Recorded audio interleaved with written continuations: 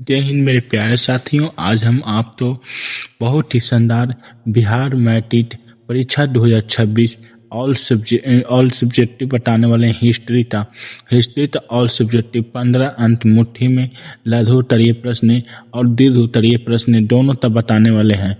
तो मेरे प्यारे डियर स्टूडेंट, एग्जाम साथी धनंजय सर आपका स्वागत करता है इस न्यूज चैनल पर। चलिए दोस्तों, बिना देर किए पूरी बढ़िया से समझते हैं, ठीक है ना।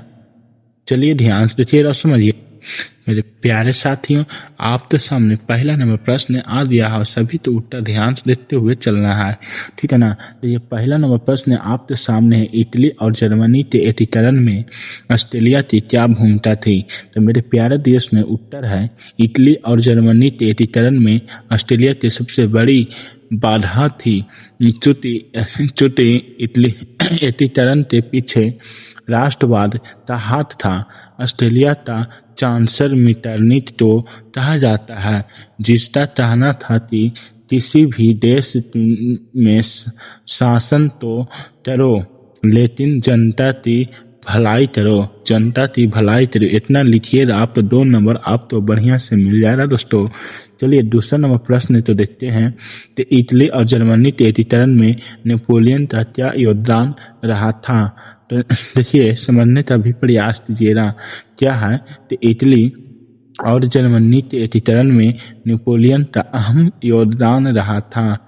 उन्होंने इटली और जर्मनी के भौगोलिक परिस्थितियों से बाहर कर वास्तविक सत्ता दिलाने से कार्य किया। फ्रांस की क्रांति राष्ट्रवाद सिद्धांत को जन्म दिया। 300 छोटे बड़े राज्यों तो केवल 33 राज्यों में परिवर्तित कर दिया तथा 1806 में जर्मन राय संघ की स्थापना 1806 में किया था। मेरे प्यारे देश में इतना लिखते हैं तो आपको 2 नंबर बढ़िया से मिल जाएगा। चलिए आगे की ओर बढ़ते हैं, है ना। मेरे प्यारे प्यारे रसूलों, ध्यान से देखिएगा। नेक्स्ट प्रश्न आपके सामने आ दिया है, क्या ध्यान से देखना, समझते हुए चलना है। राष्ट्रवाद क्या है, मास्टरवाद के आदर्श तो लिखें। तो मेरे प्यारे डियर स्टूडेंट, ये भी 2 नंबर में पूछता है कि उत्तर लिखेंगे। मार्क्सवाद एक मुख्य उद्देश्य था वर्णहीन समाज की स्थापना करना तथा समाज में फैले हुए बुराइयों को हटाना। हम सभी के समाज से संप्रदाय के लोग रहते हैं। इसके साथ किसी भी प्रकार का भेदभाव नहीं किया जाना चाहिए। इतना आप लिख दीजिएगा दोस्तों, तो 2 नंबर आपको बढ़िया से मिल जाएगा। बहुत इंपॉर्टेंट है मेरे प्यारे डियर स्टूडेंट। चलिए अगला नंबर नेक्स्ट प्रश्न है जो ध्यान से देखना है, क्या पूंजीवाद क्या है। पूंजीवाद क्या है मेरे प्यारे रसूलों, बढ़िया से समझने का प्रयास कीजिएगा कि पूंजीवाद उत्तर है दोस्तों, यह एक प्रकार की राजनीति एवं आर्थिक संस्था होती है जो निजी लाभ और निजी संपत्ति के बारे में सोचता है। पूंजीवाद कहलाता है दोस्तों, पूंजीवाद कहलाता है। इसमें उत्पादन के साधनों पर सरकार का अधिकार नहीं होता, बल्कि कोई निजी संस्था का अधिकार होता है। इतना लिख दीजिएगा तो आप तो 2 नंबर बढ़िया से मिल जा रहा दोस्तों, एक भी नंबर नहीं करने वाला है। चलिए आगे की ओर भी बढ़ जाते हैं। ध्यान से देखिएगा, समझने का भी प्रयास कीजिएगा। ध्यान दीजिएगा, अगला प्रश्न है कि उपनिवेशवाद क्या है। उपनिवेशवाद क्या है मेरे प्यारे देश में, उत्तर लिखा हुआ बहुत प्यारा सा उत्तर है कि जब कोई शक्तिशाली एवं उन्नत देश किसी कमजोर देश के ऊपर अपना शासन और नियंत्रण स्थापित कर लेता है, उसे उपनिवेश कहा जाता है। और स्थापित करने की प्रक्रिया को उपनिवेशवाद कहा जाता है। इसमें तानाशाही शासन होता है जो संस्कृत आर्थिक राजनीतिक क्षेत्रों पर जमकर शोषण करते हैं और अधिक से अधिक लाभ कमाते हैं। मेरे प्यारे देश ने इतना लिखिएगा तो 2 नंबर आप तो दोनों नहीं रोकने वाला है। और नोट्स बना लीजिएगा दोस्तों, इम्पोर्टेंट है, यहाँ से हम 100% आप तो एग्जाम में आएगा ही आएगा, ठीक है ना। चलिए मेरे प्यारे देश में आगे की ओर बढ़ते हैं। नेक्स्ट प्रश्न है रेनिन टोन था मेरे प्यारे देश ने, तो इसके बारे में हम बहुत बढ़िया से लिखे हुए हैं, समझिएगा। रेनिन बोल्शेविक दलों का सबसे बड़ा नेता था।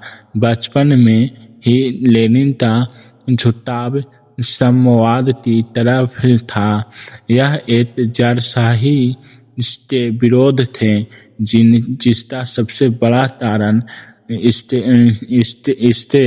बड़े भाई के एक जड़ के हत्या के इलाजम में गोली मारकर हत्या कर देना। 1905 में क्रांति में भी लेनिन का बहुत बड़ा योगदान था। लेनिन खूनी रविवार के घटना के बाद यह भाग कर स्विट्जरलैंड चले गए और निर्वासित जीवन व्यर्थ करने के लगे। लेनिन पुनः 1917 में वापस लौटकर टेरेसिटी की सरकार को हटाया और खुद गरीब का मसीहा बन गया। मेरे प्यारे देश ने क्या किया, गरीब पहले उसको सरकार से हटा दिया, फिर खुद से गरीब का मसीहा बन दिया और टाटा स्टील को अपना युद्ध मंत्री बनाया और क्या किया, टाटा स्टील के नेतृत्व लाल सेना का गठन भी किया। लाल सेना का गठन किसने किया था, लेनिन ने किया था, ध्यान में रखिएगा, ऑब्जेक्टिव में पूछा जाता है। इतना लिखिएगा तो आप तो 1 नंबर नहीं कटने वाला है। चलिए आगे की ओर बढ़ते हैं। चलिए नेक्स्ट प्रश्न है, क्रांति के पहले रूस की किसानों की स्थिति कैसी थी। तो ध्यान से देखिएगा, समझते हुए चलना है, ठीक है ना। ध्यान से देखिएगा कि उत्तर लिखे हैं, क्रांति के पहले रूस की किसानों की स्थिति दयनीय थी क्योंकि वे अपने खेतों में पुराने तकनीकी से खेती किया करते थे, जिससे फसल पैदावार बहुत कम होता था। साथ ही शासन के द्वारा किसानों पर टैक्स दिया जाया, मतलब और फसल भी कम होता था उस समय दोस्तों, और टैक्स भी किसानों के द्वारा लगा दिया था। इतना लिख लीजिएगा तो आप तो 2 नंबर बढ़िया से मिल जाएगा। तो ये अगला नेक्स्ट प्रश्न है कि अप्रैल सील क्या है। तो इसको बहुत बढ़िया से लिखिएगा, उत्तर लिखा हुआ है मेरे प्यारे डियर स्टूडेंट, समझने का भी प्रयास कीजिएगा। क्या है कि इसका गठन 16 अप्रैल 1917 ईस्वी को लेनिन के द्वारा किया गया था, जिसका उद्देश्य टेरेसिटी की सरकार को गिराने के लिए लेनिन ने प्रेटोरियाद शहर पहुंचाता और अपना जोरदार भाषण देकर जनता को आकर्षित कर लिया और नारा दिया, तुम्हें क्या चाहिए, भूमि, शांति, रोटी चाहिए कि युद्ध और भूखमरी। ठीक है ना मेरे प्यारे देश ने, इतना लिखिएगा तो 2 नंबर अब तो बढ़िया से मिल जा रहा।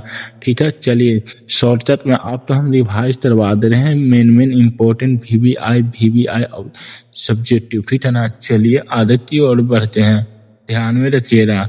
चलते हैं मेरे प्यारे डियर स्टूडेंट आगे की ओर बढ़ते हैं, ध्यान में रखिएगा। चलिए नेक्स्ट प्रश्न है, शीत युद्ध से आप क्या समझते हैं? मोस्ट इम्पोर्टेंट है दोस्तों, बहुत बहुत इम्पोर्टेंट है, ठीक है ना। चलिए समझने का भी प्रयास कीजिएगा कि इसका उत्तर बहुत शानदार लिखा हुआ है। देखिएगा, समझते हुए चलना। उत्तर है कि वैसा युद्ध जिसमें किसी भी प्रकार का अस्त्र शस्त्र का प्रयोग नहीं किया जाता है, केवल बातें होता है, जिसे शीत युद्ध कहते हैं। इसमें वक्त युद्ध भी कहा जाता है। यह युद्ध रूस और अमेरिका के बीच में हुआ था। इतना बहुत बढ़िया से लिख लीजिएगा, 2 नंबर इजली तरीका से मिल जाएगा। चलिए नेक्स्ट प्रश्न दिया हुआ है कि ब्रेस्ट लिटोवास्ट की संधि क्या है?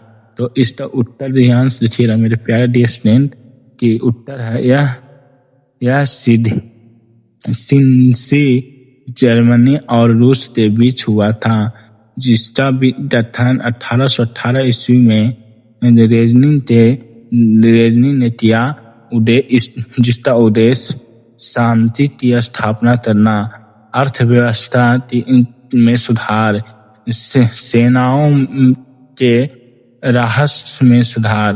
मेरे प्यारे देश ने एक कम से कम 3 पॉइंट बहुत बढ़िया है से याद कर लीजिएगा, क्योंकि बहुत अच्छा पॉइंट है।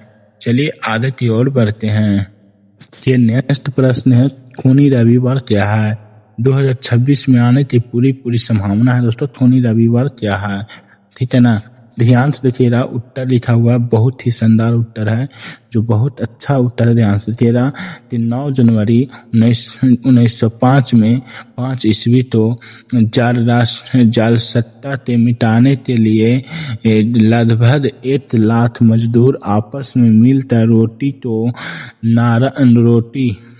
दो का नारा लगाते हुए राजा के सेठ विश्ववर्ध महल की ओर जा रहे थे, जिसकी सूचना मिलते ही राजा ने सैनिकों को निहत्थे लोगों पर गोली चलाने का आदेश दे दिया, जिससे हजार की संख्या में लोगों तो मौत हो गई। और यह घटना दिन रविवार को घटा था, जिसके कारण इसे खूनी रविवार कहा जाता है। इसे लाल रविवार भी कहा जाता है। यह आंदोलन खूनी रविवार के नाम से जाना जाता है। मेरे प्यारे डियर स्टूडेंट, इतना लिखिएगा तो 2 नंबर मिल भी जाएगा। 100% चांस है 2026 में आने का दोस्तों, इसलिए इसको बहुत बढ़िया से एक बार पढ़ लीजिएगा, इतना बहुत बढ़िया से पढ़ लीजिएगा। तो ध्यान से देखिएगा। चलिए ध्यान दीजिएगा, यहाँ से आप तो मेरे प्यारे देश में नेक्स्ट प्रश्न है, यहाँ से आप तो देर स्टार्ट हो दिया क्या?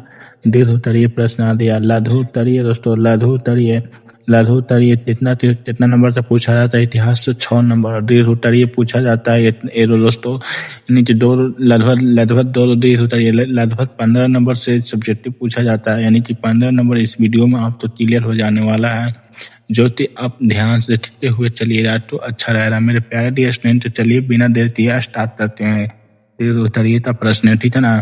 तो पहला नंबर प्रश्न आप तो सामने आ गया स्क्रीन बोर्ड पर, टाल मार्च ते जिमनी तो लिखे, टाल मार्च ते जिमनी तो लिखे। चलिए इसको बहुत प्यार से देखते हैं, समझने का भी प्रयास करते हैं मेरे प्यारे रसूलो। ध्यान से देखिएगा, टाल मार्च का जन्म तब हुआ था मेरे प्यारे देश में। टाल मार्च का जन्म हुआ था, ध्यान से देखते हैं। टाल मार्च का जन्म 5 मई 1818 में तो जर्मनी के राइन प्रशांत मेटेयर नगर में एक यहूदी परिवार में हुआ था। इनके पिता का नाम हेनरी मार्क्स था, जो पेशे से वकील थे। टाल मार्क्स के पिताजी पेशे से वकील थे। उन्होंने 1824 ईस्वी में आगे चलकर ईसाई धर्म अपनाया। यहाँ से पैराग्राफ चेंजिंग है दोस्तों, ठीक है ना। यहाँ से पैराग्राफ चेंजिंग ना, ध्यान से देखिएगा। इनके प्रारंभिक शिक्षा बोन एवं बर्लिन विश्वविद्यालय में 1836 ईस्वी में हुआ। यह बचपन से ही मेधावी छात्र थे। उन्होंने अर्थव्यवस्था का गहन अध्ययन किया। 1843 ईस्वी में बचपन के मित्र जेनी के साथ विवाह किया और 1844 ईस्वी में फ्रेडरिक एंड्रोस के मुलाकात हुई और इनके विचार ध्यान से देखिए। यहाँ से भी पैराग्राफ चेंजिंग है, यहाँ से भी पैराग्राफ चेंजिंग किया गया है। विचार से प्रभावित हुए और गरीबों की समस्या पर विचार दिए। कार्ल मार्क्स ने नारा दिया कि दुनिया के मजदूरों एक जो जाओ, साथ ही पूंजीवाद के घोर विरोध किया। जो पूंजीवाद लोग गरीबों की जमकर शोषण कर रहे थे। मेरे प्यारे डियर फ्रेंड, बने रहिएगा वीडियो के लास्ट में, बहुत इंपॉर्टेंट बात बताने वाले हैं, ठीक है ना। वीडियो के लास्ट बने रहिएगा, पूरा मजा आने वाला है। प्रश्न की है इनकी ध्यान से देखिएगा। इनकी प्रसिद्ध रचना दास कैपिटल है, जो 1867 में प्रकाशित हुआ था। इससे समाजवादियों का बाइबिल भी कहा जाता है। कार्ल मार्क्स का मौत 1883 में लंदन में हो जाता है। मेरे प्यारे देश में इतना नंबर आप लिख सकते हैं, जब पूरा नंबर में मिल जाएगा, पूरा नंबर मिल जाएगा। चलिए नेक्स्ट प्रश्न की ओर देखते हैं। ध्यान दीजिएगा, नेक्स्ट प्रश्न है बहुत इंपॉर्टेंट प्रश्न है, जो ध्यान से देखना है। नेक्स्ट प्रश्न है कि रूस के क्रांति 1817 में के मुख्य कारण तो लिखे। बहुत इंपॉर्टेंट है, ये सब दीर्घ में है दोस्तों, दीर्घ वाला प्रश्न है, ठीक है ना। चलिए समझते हैं। उत्तर बहुत प्यारा से लिखा हुआ है, ध्यान से देना है कि रूस के क्रांति के मुख्य कारण निम्नलिखित है। पहला देखिए, जोर की निटुलसत शासन। देखिए, रूस के क्रांति का यह सबसे बड़ा कारण माना जाता है, जिसमें रोमनोव राजवंश का जार अपने इच्छा के अनुसार काम करता है। यह एक अयोध्य शासक था, जिसे जनता की सुख दुख का कोई चिंता नहीं थी। यह अपने आप ईश्वर का प्रतिनिधि मानता था। यह पहला नंबर पॉइंट देख लिए दोस्तों। दूसरा नंबर पॉइंट देखिए, दूसरा नंबर पॉइंट है कि रूस तारण की नीति। समझिएगा, रूस में अनेक प्रकार की जातियां पाई जाती थी, जैसे में यहूदी, जर्मनी, फ्रेंच, पोल, फिर है स्वालाव इत्यादि के लोग अलग अलग भाषाओं बोलते थे एवं इनका रस्म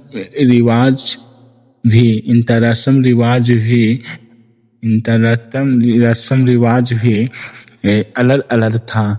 इन सभी जातियों पर शासक के अत्याचार किया और जार निकोलस द्वितीय द्वारा जार के रूसीकरण की नीति से काफी परेशान था। कहा कि एक जार, एक भाषा, एक रूस, एक धार्मिक नीति को अपनाओ, जिसका विरोध जनता किया। तीसरा नंबर पॉइंट है मेरे प्यारे डियर स्टूडेंट, समझिएगा ध्यान से, राजनीतिक दलों का उदय। तो मेरे प्यारे इसको समझिएगा बहुत ही अच्छा से। 1883 में एक पार्टी बनी जिसका नाम था रूस सोल डेमोक्रेटिक पार्टी। इनमें बहुत सारे वैसे लोग जुड़े गए थे जो जोड़ के खिलाफ लड़ाई झगड़ा करना चाहते थे, लेकिन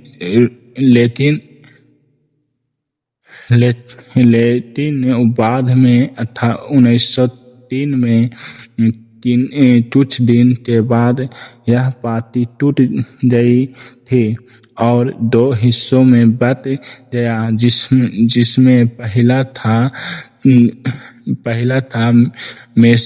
मेस्लिविटो की पार्टी और अमीरों की पार्टी और दूसरा था बोल्शेविकों की पार्टी, गरीबों की पार्टी।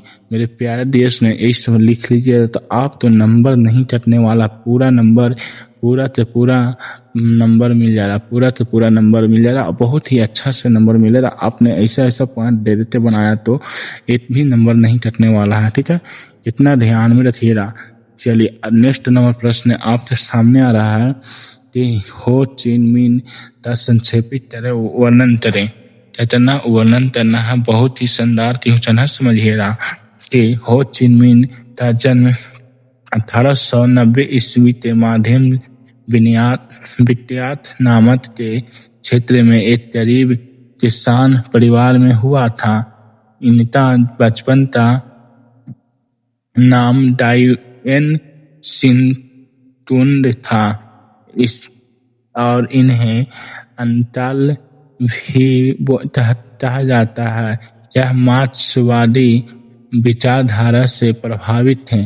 इनके प्रारंभिक शिक्षा फ्रांसीसी स्कूल में हुआ था। 1910 में शैक्षिक विभाग में भाग लिया, किंतु घर की आर्थिक स्थिति दयनीय होने के कारण कुछ वर्षों तक बच्चों की पढ़ाने तक कार्य किया, साथ ही जहाज चलाने का नौकरी भी किया।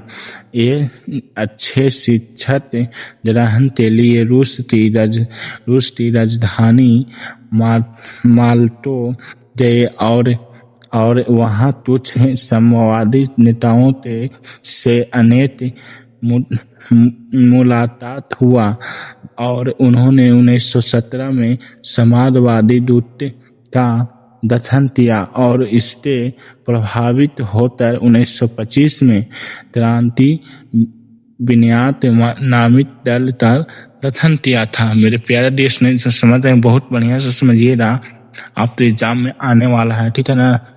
देखिए, और तमाम जनता तो जागरूक किया और साथ ही 1930 में विन्यात नाम टेम्पलिस्ट पार्टी का गठन किया। इस बाद में इस पार्टी का नाम बदलकर इंडो चाइनीज टेम्पलिस्ट पार्टी किया गया और इस प्रकार विनियाम 1945 में फ्रांस की मृत्यु हो गया। इसके काल में आर्थिक विकास चरम सीमा पर पहुंच गई और अंत में हो चिन मिन की मौत 1969 में हो गया था। मेरे प्यारे देश ने इतना लिखा था, पूरा नंबर मिलेगा दोस्तों, एक नंबर नहीं करेगा दोस्तों, 100% इसका गारंटी है। और इस 4 बताने वाला है लगभग देश दोस्तों, अभी 3 लगता देर हो गया और एक देर और बताने वाला, बहुत इंपॉर्टेंट, यहाँ से लगता है एग्जाम में बाहर नहीं आने वाला है, ठीक है ना भाई। चलिए लास्ट देश देखिए मेरे प्यारे देश ने कि क्योंकि हिंद चीन में राष्ट्रवाद के विकास कारणों का वर्णन करें। बहुत मस्त क्वेश्चन है, बहुत बढ़िया से समझिएगा। उत्तर है, हिंद चीन में राष्ट्रवाद के विकास के भावना 20वीं शताब्दी से झटक दिखाई देने लगा। इसके कई प्रमुख कारण हैं, बहुत बढ़िया से समझिएगा कारण तो इनका, ठीक है ना। देखिए, पहला औद्योगिक औपनिवेशिक शोषण तो समझिए, फ्रांसीसी सरकार द्वारा हिंद चीनता जमकर शोषण किया जा रहा था। इस बात तो राष्ट्रवाद विचारधारा और राष्ट्रीय चेतना के विकास किया। इसमें संस्था और छात्रत्व आंदोलन सशस्त्र रहा। मेरे प्यारे देश स्टूडेंट, दूसरा नंबर पॉइंट है कि औपनिवेशिक धार्मिक नीति। तो इस पॉइंट तो समझिएगा कि फ्रांसीसी हिंद चीन के क्षेत्रों में रहने वाले लोगों की जीवन में परिवर्तन लाना चाहते थे, जिसका केंद्र बिंदु ईसाई धर्म तो अपनाना चाहता था। अतः इस धर्म से जनता असंतोष फैल गई और अपनी राष्ट्र भावना की विकास किया। और देखिए तीसरा नंबर पॉइंट है कि विश्व की कई प्रमुख घटना से राष्ट्रवाद के विकास में सहायक साबित हुआ। जैसे 1905 में रूस जापान युद्ध हुआ था, जिसमें रूस की बुरी तरह हार गई। 1911 ईस्वी में चीनी क्रांति हुआ था, जिसमें नेता डॉक्टर सेन थे। 1914 में प्रथम विश्व युद्ध, 1929 में आर्थिक संगठन तथा 1939 में द्वितीय विश्व युद्ध। इन सभी घटनाओं से प्रेरित लेकर हिंद चीन की राष्ट्रवाद की विकास किया और अतः में 1945 में वियतनाम आजाद हो गया। मेरे प्यारे दिए स्टूडेंट, आप लोग देख लिए लद्दाख उतरिए, क्या बोलें, ध्यान से देखिएगा, लद्दाख उतरिए था। जो पूरा प्रश्न आपने देख लिया, लद्दाख देख लिया और दीर्घता भी देख लिया। मेरे प्यारे दिए स्टूडेंट, तो आप लोग पूरा 15 नंबर कहती हैं पत्ता चल यहाँ से आपने बहुत अच्छा से बढ़िया से पढ़ा। दोस्तों पूरा वीडियो देखने के लिए थैंक यू दोस्तों, और फुल वॉच करने के लिए बहुत बहुत धन्यवाद। आपने बहुत बढ़िया से पढ़ा होगा, अच्छा वीडियो लगा हो तो प्लीज़ दोस्तों आपने क्या चाहिए वीडियो तो लाइक कर लीजिए और कमेंट में एक प्यारा सा कमेंट लिखिएगा और दोस्तों के पास जरूर शेयर करिएगा। नेक्स्ट बात के लिए चैनल को सब्सक्राइब करते ऑल पर रहिए। आज के लिए नहीं, अब मिलते हैं नेक्स्ट वीडियो में। सब किसी यूट्यूब। जय हिंद, जय भारत, वंदे मातरम।